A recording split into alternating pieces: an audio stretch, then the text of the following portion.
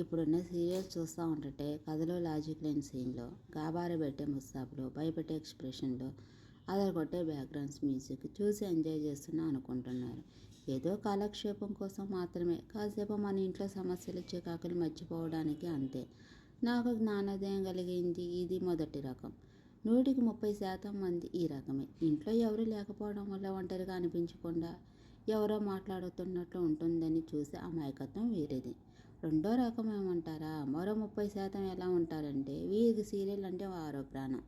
ఒక రకంగా సీరియళ్ళు కట్టు బానిసలు లాంటి వాళ్ళు. కరెంటు పోతే చుట్టాలకో కూతురుకో ఫోన్ చేసి మరీ కథ వింటూనే ఉంటారు. మళ్ళీ పక్కింటి వాళ్ళతో ఇంట్లో వాళ్ళతో కూర్చుని ఆ రోజు ఎపిసోడ్ గురించి చర్చలు కూడా చేస్తారు. అదేదో పెద్ద వింత అయినట్టు.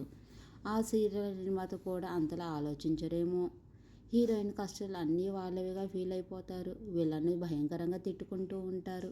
ఇంకొందరు అయితే శాపనార్థాలు కూడా పెడుతూ ఉంటారు. మూడో రకం తక్కిన 40%. వీరి పరాకాష్ఠకు చేరిన బాపతు టైంకు సీరియల్ చూడకపోతే చంద్రముఖి సినిమాలో జ్యోతికలా అయిపోతారు.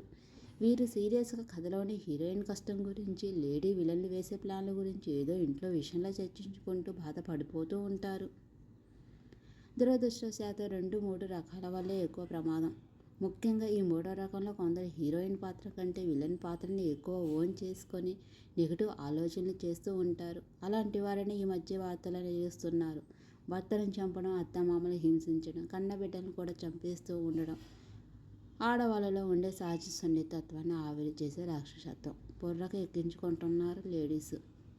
కాస్త ఈ సీరియల్స్కి విరామం పెడితే చాలా మంచిది.